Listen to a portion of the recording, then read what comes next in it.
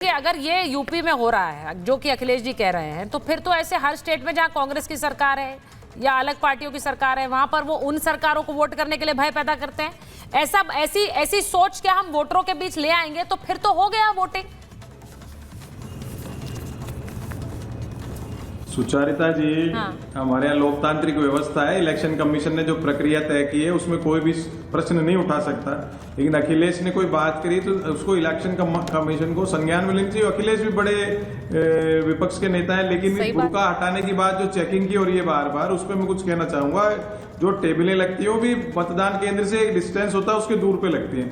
अब चेकिंग की जो बात है, पुलिस वाले ठीक है, कोई क्रिमिनल नहीं आ जाए, कोई क्राइम नहीं हो जाए, वहां पे कोई मतदान में अशांति नहीं हो जाए, क्योंकि वो निलंबित होंगे सारे, पोलिंग पार्टी भी होगी, पुलिस वाले भी निलंबित होंगे, कुछ एपिसोड हो जाएगा तो उनको भी ये चेकिंग करने का अधिकार है। लेकिन अगर वो लगातार सारी महिलाओं की चेकिंग करते हैं या उनका चेकिंग का जो तरीका है वो इंसल्टिंग है महिलाओं के प्रति, तो ऑब्जेक्शनेबल है। तो ये देखने वाली बात होती है। तो वो पोलिंग पार्टी भी देख सकती है और इलेक्शन जो पार्टियां हैं उनके प्रतिनिधि टेबलों पे भी बैठे होते हैं, वहां भी होते हैं, तो वो देख सकते हैं भाई सारी महिलाओं की चेकिंग हो रही है, तो आप ऑब्जेक्शन करिए। इक्का दुक्का कोई हो रही है, पुलिस को किसी पे शक है, जैसा अभी विनोद जी ने भी कहा, तो अगर शक है तो चेकिंग की जा सकती है। समीर जी ने भी कहा चेकिंग कीजिए, लेकिन हर महिला का चेकिंग करना, खाली बुरके वाली सारी चेक करना, दैट इज ऑल्सो रॉन्ग। लेकिन जो भी चेकिंग हो, जो भी प्रक्रिया हो, वो सम्मानजनक तरीके से होनी चाहिए, महिलाओं का सम्मान रखा जाना चाहिए। इलेक्शन हम कुछ भी सजेशन दे लें, इलेक्शन कमीशन का अपना प्रोसीजर है, उस हिसाब से चुनाव होगा। नहीं, लेकिन बुरके की आड़ में डर किस बात का? भाई मैं कहना चाहता हूँ, बुरके की आड़ में क्या फर्जी वोटिंग कराना चाहते हैं, या बुरके की आड़ में बम विस्फोट कराना चाहते हैं, या बुरके की आड़ में महिलाओं को कैद करके रखना चाहते हैं, या बुरके की आड़ में सिक्योरिटी को थ्रेट करना चाहते हैं? ये अखिलेश यादव को कंफर्म करना चाहिए। ये इस वक्त वैसे भी मुझे ऐसा लगता है ये मुद्दा इस वक्त उठा क्यों है, मैं बार बार ये सवाल उठाती हूँ। कम से कम टीवी पे बिठाने से परहेज करना चाहिए, नहीं तो ये माना जाएगा कि ये जो समाजवादी पार्टी जो है ना, अभी तक जिहादी पार्टी थी, अब ये महिला द्रोही, नारी द्रोही पार्टी भी है। और निश्चित रूप से जिस तरह से नारियों का इन्होंने जिस तरह से दोहन किया है, और महिलाओं को बताने का काम ये करते हैं। और सिर्फ लारी जी को लीजिए जरा। महिलाओं को लारी जी मेरा एक सवाल है आपसे। लारी जी आप सुनना चाहेंगे सवाल प्लीज? मैं सवाल पूछूं कि नहीं पूछूं, मैं आपसे बार बार ये कहती हूँ, क्योंकि आप फिर नॉन स्टॉप शुरू हो जाते हैं, आप सुनते नहीं है। आप सुनते नहीं है। आरोप देखिए लग रहे हैं, आप आरोप लग रहे हैं आपकी पार्टी पर, क्योंकि आपके नेता ने ये मुद्दे उठाए ना। वो वोटिंग को लेकर कहते हैं, वो ये भी कहते हैं कि भाई किसी को स्थानीय प्रशासन ने बोल दिया कि आप इस तरह से लोगों को डरा धमका रहे हैं, तो उस पर भी वो ट्वीट करते हैं, उस पर भी वो पोस्ट करते हैं। एक पर्ची भी उन्होंने पोस्ट की है, वो भी मुद्दा चल रहा है। एक नहीं है ना, कई मुद्दे ऐसे हैं जो अखिलेश जी वोटिंग को लेकर उठा रहे हैं। तो फिर सवाल ये उठता है कि क्या वो पहले वोटिंग से पहले ही एक डर है क्या? वोटिंग से पहले एक डर है क्या? अब लारी जी आप ऐसे ही बोलते रहेंगे तो मैं आपसे सवाल नहीं कर सकती। आई एम सॉरी, ऐसे नहीं हो सकता। मैं सवाल पूछ रही हूँ, आप सुनते नहीं है।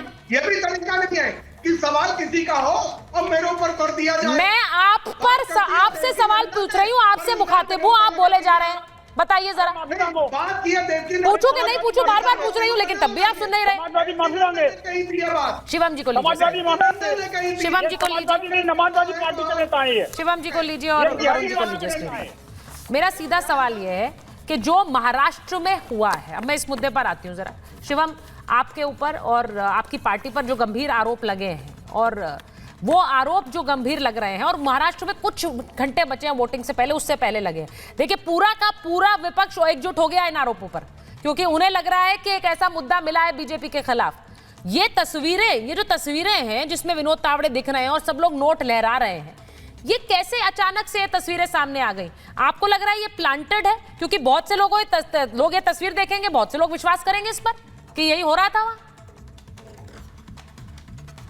सुचारिता जी, तावड़े जी ने भी कहा, मैं फिर भी रिपीट कर देता हूं, जिस तरीके से चुनाव से एक दिन पहले भारतीय जनता पार्टी के जो बड़े नेता हैं, जो नेता हैं, वो अपने कार्यकर्ताओं को जितना भी जो चुनाव के दौरान का कंडक्ट होता है, किस तरीके से लोगों को निकालना है, वो 12 चीज़ें हैं, किस तरीके से लोगों को चर्न आउट करना है, किस तरीके से लोगों को लाना है, किस तरीके से घर से निकालना है, क्या कंडक्ट होना चाहिए, क्या वोट होना चाहिए, क्या पैटर्न होना चाहिए, उन सब चीज़ों के लिए वहाँ पर बैठक थी, जिस बैठक में ज़्यादातर बहुतायत में करीब 80% महिलाएं थी और बैठकर बैठक चल रही थी। वहाँ पर बैठक में कुछ लोग, वहाँ के जो लोकल कैंडिडेट हैं क्षितिज, उनके गुंडे वहाँ पर पहुंचे। उन गुंडों ने महिलाओं के साथ अभद्रता की, कुछ एक नोट उनके हाथ में थे, वो नोट उन्होंने वहाँ पर लहराए। किसी एक बैग की एक चर्चा वहाँ पर है, जिस बैग की वहाँ पर बात हो रही है, ऐसा कहा जा रहा है ये बहुजन विकास अघाड़ी की तरफ से कि वहां पर एक रूम में 10 लाख, एक में 9 लाख कुछ ऐसे रुपए मिले हैं।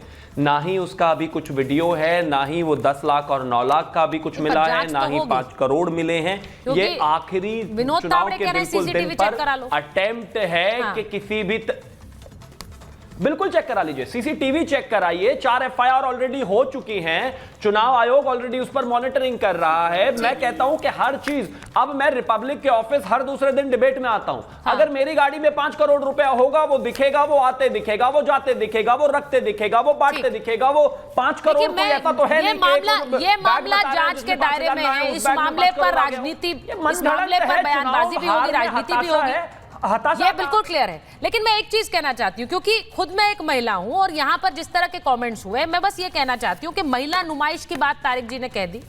जब किसी भी तरह की चेकिंग होती है, आप वोटिंग करने जाते हैं, तो ये महिला नुमाइश नहीं होती है। हम अपने अधिकार का इस्तेमाल करते हैं, उसके लिए हमें एक अधिकार दिया है, उसके लिए हमें कुछ दायित्व भी दिए गए, उन्हें निभाना पड़ता है। और जब हम वोटर आईडी कार्ड बनवाने जाते हैं, जब हम आधार बनवाने जाते हैं, तब भी हम अपनी तस्वीर खिंचाते हैं। तो क्या वो भी नुमाइश है? जरा इसके बारे में सोचिए। नहीं है तो अपने दायित्व निभा रहे हैं और उन दायित्वों को निभाना पड़ेगा अगर अधिकार भी इस देश में चाहिए। मुझे बस ये लगता है। बहुत बहुत धन्यवाद आप सबका महाभारत से जुड़ने।